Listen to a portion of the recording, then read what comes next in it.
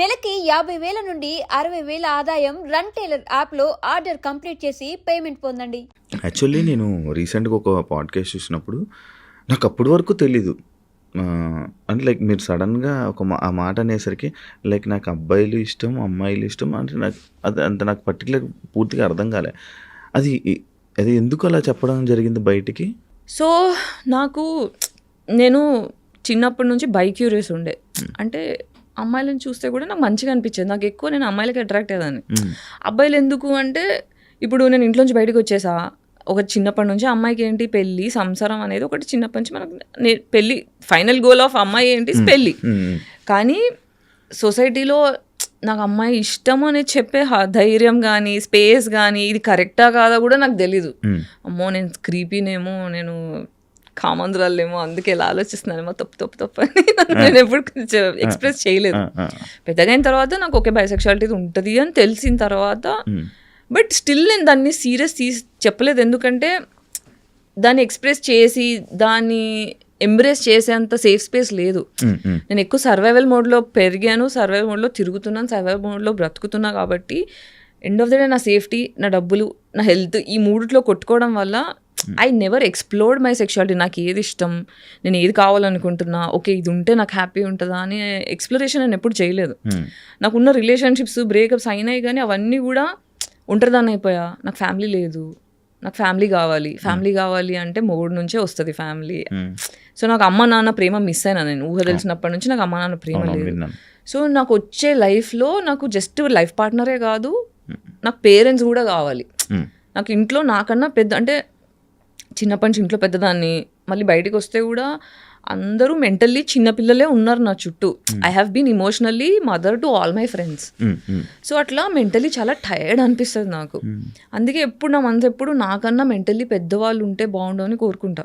ఆ పెద్దవాళ్ళు ఎక్కడ అమ్మ నాన్నలో దొరుకుతారు, అది ఎక్కడి నుంచి వస్తుంది, లైఫ్ పార్ట్నర్ దగ్గర నుంచి వస్తుంది. కాబట్టి ఆ ఒక్క family I want to belong somewhere అన్న ఆశ కొద్దీ నేను రిలేషన్షిప్స్లో పడ్డా. కానీ గివెన్ ఎ ఛాన్స్ సింగిల్గా ఉన్నంత ప్రశాంతంగా లేదు.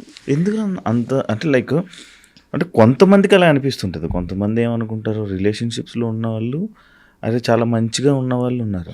రిలేషన్షిప్ తప్పనట్లే, నాకు ప్రశాంతంగా ఉంది రిలేషన్షిప్ లేకపోతే అంటున్నా. ఎందుకు ఏమైనా ఇబ్బంది పడ్డారా? అంటే నేను రీసెంట్ పోస్ట్లో కూడా చూసాను ఇన్స్టాలో, బాగా ఏడుస్తూ బ్రేకప్ అయినందుకు ఏడుస్తూ అది పెట్టడం జరిగింది. బ్రేకప్ ఒకటైతే వేరు, చాలా బ్రేకప్స్ అయ్యాయి. కానీ ప్రతిసారి ఏంటంటే ఫ్యామిలీ కావాలి, నేను ఒంటరిగా ఉన్నాను, నాకు ఫ్యామిలీ కావాలి, నాకు ప్రేమ కావాలి అనే ఆశ కొద్దీ ఈ రిలేషన్షిప్స్లో కూడా నచ్చినా నచ్చకున్నా ఒక్కొక్కసారి when we had to have sex I had participated but I wish I didn't do that. నాకు అంటే మొగోళ్ళు 100% పర్ఫెక్ట్ ఉండరు, మార్చుకోవాలి. ఇప్పుడు చెప్తారు కదా పెళ్ళైన తర్వాత నా మొగుడు ఇట్లా సతాయిస్తుంది అట్లా సతాయిస్తుంది అంటే మార్చుకో అంటారు. కానీ మొగోళ్ళు మారకపోతే ఏం చేస్తాం? సో మార్చే పద్ధతిలో ఏంటంటే okay I want a family అనే కోరిక కొద్దీ చాలాసార్లు కాంప్రమైజ్, ఇష్టం లేకున్నా పార్టిసిపేట్ చేయడం. సో 30 years తర్వాత కన్సెంట్ అని తెలిసిన తర్వాత, కన్సెంట్ డెఫినేషన్స్ అర్థమైన తర్వాత, మ్యారిటల్ రేప్స్ గురించి అర్థమైన తర్వాత, సెల్ఫ్ వర్త్ తెలుసుకున్న తర్వాత, నా వర్త్ నాకు తెలియకపోవడం వల్ల, నాకు ఫ్యామిలీ ఉంటే కానీ వాల్యూ లేదు అని నేను ఫీల్ అవ్వడం వల్ల, అర్హత లేని మనిషితో రిలేషన్షిప్ పెట్టుకొని వాళ్ళకి నేను తగ్గాను అనే ఒక సాడ్ ఫీలింగ్ వచ్చింది. దానివల్ల ఏంటంటే ఓకే నాకు ఇప్పుడు అంటారు కదా ప్రేమతో పెరగని వాళ్ళు కత్తి మీద ప్రేమను వెతుక్కుంటారు, కత్తి మీద అని. అలా నేను అలా వెతుక్కున్నా ప్రేమని, but it was not safe. Selection problem ఏమో కదా? అవును, నా సెలక్షన్ ప్రాబ్లమ్. ఎందుకంటే తండ్రి దగ్గర నుంచి వచ్చే, ఇప్పుడు ఎప్పుడైనా అమ్మాయి ఫాదర్ లాంటి అబ్బాయిని కోరుకుంటుంది, అబ్బాయి ఎప్పుడు అమ్మాయి లాంటి అమ్మ లాంటి అమ్మాయిని కోరుకుంటాడు. నా ఫాదర్ ఈక్వేషనే ఖరాబ్ అయిపోయింది. సో ఇప్పుడు అబ్యూజివ్ ఫాదర్ ఉన్నాడు, కూర్చుంటే పగలగొట్టడం, లేస్తే పగలగొట్టడం, చీపి తిరిగిపోయి, చెప్పులు ఇరిగిపోయి, టీవీ వైర్ ఉంటుంది కదా కాపర్ వైర్, పైన పొట్టు తీసేసి ఆ వైర్తో కొడితే తోలు లేస్తే దాంట్లో కారం పొడేయడం, కళ్ళల్లో నిమ్మకాయలు వినడం. ఇది రెగ్యులర్, ఇది డైలీ బేసిస్. పొద్దున అవుతుందంటే వాళ్ళు ఏం చూడాల్సి వస్తుందో అనేటట్టు 25 years వచ్చేదాకా, 25 years ఇంట్లోంచి నేను బయటికి వచ్చేదాకా దెబ్బలు తినని రోజు లేదు, ఏడ్చుకుంటూ పడుకోని రోజు లేదు.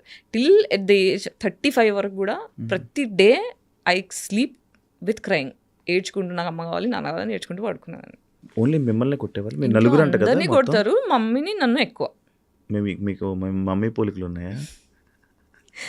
జస్ట్ పోలికలని కాదు, ఇంట్లో ఎప్పుడైనా ఏమవుతుందంటే పేరెంట్స్ టాక్సిక్ ఉన్నప్పుడు ఏమవుతుందంటే, ఒక సైకాలజీ టర్మ్స్లో చెప్తా, ఒక స్కేప్ గోట్ అనే ఇప్పుడు మా ఇంట్లో మేము 5 సిస్టర్స్, ఓకే, మోర్ దాన్ 1 పిల్లలు ఉంటే ఒకరు స్కేప్ గోట్ అవుతారు, ఒకరు గోల్డెన్ చైల్డ్ అవుతారు, మిగతా వాళ్ళు ఇన్విజిబుల్ అయిపోతారు. స్కేప్ గోట్ చైల్డ్ ఏంటంటే, నాకు నిజాలు మాట్లాడడం ఇష్టం, మీకు నచ్చినా నచ్చకపోయినా నాకు తప్పు అనిపిస్తుంటే, నాకు ఇది తప్పు అనిపిస్తుంది కొంచెం చూడండి అని అడుగుతా. ఇప్పుడు టాక్సిక్ ఫ్యామిలీలో ఏమవుతుందంటే, నేను చెప్పిందే నువ్వు వినాలి, అది తప్పు ఒప్పుతో సంబంధం లేదు అని చెప్పి ఫోర్స్ చేస్తారనుకో, నేను నిజాన్ని అడుగుతున్న ప్రచారం వాళ్ళకి నచ్చట్లేదు కాబట్టి నన్ను కొట్టడం చేస్తుండే. పెద్దవాళ్ళు కాబట్టి ఏజ్లో పెద్దవాళ్ళు అదే కోరుకుంటారు, చిన్నవాళ్ళు నేను చెప్పిన వినాలి, మీకేం తెలుసు అన్నట్టు. కానీ ఒక జెన్యున్ క్వశ్చన్ అడిగినప్పుడు నాకు ఆన్సర్ వచ్చేది కాదు. సో ఒక చైల్డ్ నీడ్స్ని పట్టించుకోకుండా ఒక డిక్టేటర్ లాగా. అంటే ఏం క్వశ్చన్స్ అడిగేవాళ్ళు నార్మల్గా మీ నాన్నగారిని? నీకు ఏదో డ్రెస్ కావాలనేది అడిగితే, ఇది ఒక స్టూపిడ్ ఎగ్జాంపుల్ చెప్తున్నా, డ్రెస్ కావాలని అడిగితే అది నేను కొనిచ్చేంత స్తోమత లేదు బెట నాకు. మా నాన్న రిచ్, బాగా పైసలు ఉన్నాయి కానీ కావరం ఎక్కువ. సో అన్ని పైసలు లేవు బెట నా దగ్గర ఏమన్నా అడిగితే అదొక్కటి నా ఒక్కదానికే చేస్తుండే, మిగతా వాళ్ళందరికీ మామూలుగానే ఏదంటే అది కొనిచ్చేవాళ్ళు. నాకు పాకెట్ మనీ 100 రూపీస్ నెలకి ఇంజనీరింగ్లో ఇచ్చి దాని లెక్కలు అడుగుతుండే హాస్టల్లో ఉన్నదానికి. ఇట్లా చేస్తున్నావు ఎందుకు నాన్న అంటే, ఇంతమంది ఆడపిల్లల్ని పోషించాలంటే నేను ఆరిపోతా అంటే, మరి ఎందుకు కన్నావు 5గురిని అని అన్నా. అంటే ఇది 1-2 సార్లు కాదు, ఒక 100 సార్లు నన్ను చిన్న చేయడం అలా చేస్తే, 5గురిని ఎందుకు కన్నావు, మరి తక్కువ మందిని కనాల్సింది, బాధ్యత ఇంత ఉండేది కాదు కదా. నేను చాలా జెన్యున్గా ఇన్నోసెన్స్తో అడిగా. అడిగితే నువ్వు గందు కానీ ఎక్కువ మంది నువ్వు అంటే ఎక్కువ మందిని అలా చాలా డిఫరెంట్గా మాట్లాడతారు. మళ్ళీ అంటే ఇవి స్మాల్ థింగ్ ఏంటి అని వెతుకుతుంటే నాకు దొరకట్లేదు, కానీ మా డాడీ చేసినవన్నీ చాలా ఎక్స్ట్రీమ్ పనులు. ఓకే, అవన్నీ నేను ఒక పాడ్కాస్ట్లో అంటే ఫాదర్ అబ్యూస్ గురించి మాట్లాడతాను. That is too much to bear. Actual మీ నాన్నగారికి అబ్బాయి కావాల్సి అంతమంది 3 అబార్షన్లు అయినాయి మా అమ్మకి. మళ్ళీ ఆడపిల్లలతో సాటిస్ఫాక్షన్ లేక మా మీద మర్డర్ అటెంప్ట్ చేయించాడు. మా అమ్మ మీద మర్డర్ అటాక్ చేశాడు. తర్వాత డివోర్స్ అప్లై చేసేటప్పుడు ఆస్తులు ఇవ్వడం ఇష్టం లేక ఆ టైంలో చాలా హారిబుల్ డివోర్స్ సీన్స్. దాని తర్వాత మళ్ళీ పెళ్లి చేసుకున్నారు, మళ్ళీ అమ్మాయి పుట్టింది. తండ్రి పాపాలు అనేవి కూతురు తీర్చాలంట, స్పిరిచువాలిటీ అర్థమైంది. పాపాలు చేసే తండ్రికి అమ్మాయిలు మాత్రమే పుడతారంట, కొడుకులు పుట్టారంట. అర్థమవుతుంది తర్వాత నమ్ముతున్నా, ఇంతకుముందు నమ్మేదాన్ని కాదు. బేసిక్గా మీరు అలాంటి వాతావరణంలో నుంచి రావడం వల్ల మీకు ఒక అమ్మాయికి సపోర్ట్ చేయాలి అంటే, ఇలా చాలామంది అమ్మాయిల జీవితాలు ఇలా ఉన్నాయి. చాలామంది అమ్మాయిలు బయటికి ఇప్పుడు ఎంతో అంటే పితృస్వామ్య వ్యవస్థ అనేది ఏం చేస్తుందంటే, బేసిక్గా పురుషాధిక్యంలో డిజైన్ చేయబడ్డ సొసైటీ ఇది. So extremely emotionally intelligent parents, అంటే ప్రేమని అర్థం చేసుకున్న తల్లి తండ్రి ఉన్న కుటుంబాల్లో మాత్రమే ఆడపిల్లలు సంతోషంగా ఉన్నారు. అది ఓన్లీ ఎక్స్ట్రీమ్లీ రిచ్ కమ్యూనిటీస్లో, అది కూడా అందరు కూడా కాదు. బట్ మన ఇండియా ఏంటి, ఇండియా కాదు ప్రపంచం మొత్తం ఇలాగే ఉంది. రిచ్ క్రౌడ్ తక్కువ, పూర్ క్రౌడ్ ఎక్కువ, మిడిల్ క్లాస్ ఎక్కువ. సో ఎకనామికల్ ఇష్యూస్ ఉన్న ప్రతి దగ్గర ఎక్స్‌ప్లాయిటేషన్ ఉంటుంది. So larger crowd of women are going through depression. So నా వాల్యూ ఏంటో నాకు తెలియకుండా నేను పెరుగుతున్నట్టు చాలా మంది అమ్మాయిలు, చాలా మంది కాదు, ఎక్స్ట్రీమ్లీ ఎక్కువ population, more than 50% of population అనే చెప్తాను నేను. మీరు ఇలా మాట్లాడడం స్టార్ట్ చేశాక ఏదైనా ఎవరైనా అమ్మాయిలు మిమ్మల్ని కాంటాక్ట్ అయ్యారా? చాలా మంది అవుతారు, రెగ్యులర్ బేసిస్లో అవుతారు. వీళ్ళ టైం బట్టి మ్యాక్సిమం రిప్లైలు ఇస్తా, అందరితో మాట్లాడతారు. ఈ జనరేషన్లో పెళ్లి చేసుకోవడం తప్పు అంటారా? తప్పంటే ఇట్స్ అ ప్రివిలేజ్. ఓకే, పెళ్లి చేసుకోవడం అనేది ప్రివిలేజ్. ఇప్పుడు నన్ను అడిగితే మనం అందరం యుద్ధంలో ఉన్నాం, సైకలాజికల్ యుద్ధంలో ఉన్నాం. ఇప్పుడు మనం ఏం చేయొచ్చు అంటే, తరతరాలు వరల్డ్ వార్ అయిన తర్వాత మనకి ఇండియా ఇండిపెండెన్స్ వార్ యుద్ధాలు అయిన తర్వాత ఏంటంటే, మనం అంతా ట్రామాకు గురామంటే, ఫర్ ఎగ్జాంపుల్ మనం పరిగెడుతుంటే పెద్ద దెబ్బై కాలు ఫ్రాక్చర్ అయిపోయింది అనుకోండి, ఆ కాలు ఫ్రాక్చర్ అయిపోయేదాకా మనం ఏం చేస్తాం, బెడ్ రెస్ట్ తీసుకొని దాని మీద ఫోకస్ చేస్తాం. దాని మీద ఫోకస్ చేస్తే దగ్గుతుంది. లేదు నువ్వు పట్టేసేసి నన్ను ఉరుకు అంటే ఉరకలేం మనం, దానివల్ల దెబ్బలు ఇంకా పెరుగుతుంది, ఇన్ఫెక్షన్ అవుతుంది, కాలు తీసేదాకా వస్తుంది. సో వార్ వల్ల ఏమవుతుందంటే, మన తాతలు ఇప్పుడు మా తాత ఫ్రీడమ్ ఫైటర్ ఉండే, ఫ్రీడమ్ మూమెంట్లో మా తాతయ్య పార్టిసిపేట్ చేశారు, బ్రిటిష్ వాళ్ళ చేతిలోనే చనిపోయారు మా తాతయ్య కూడా. ఎమ్మెల్యే ఉండే, ఫ్రీడమ్ వచ్చిన తర్వాత ఆ టైంలో హీ గాట్ కిల్డ్.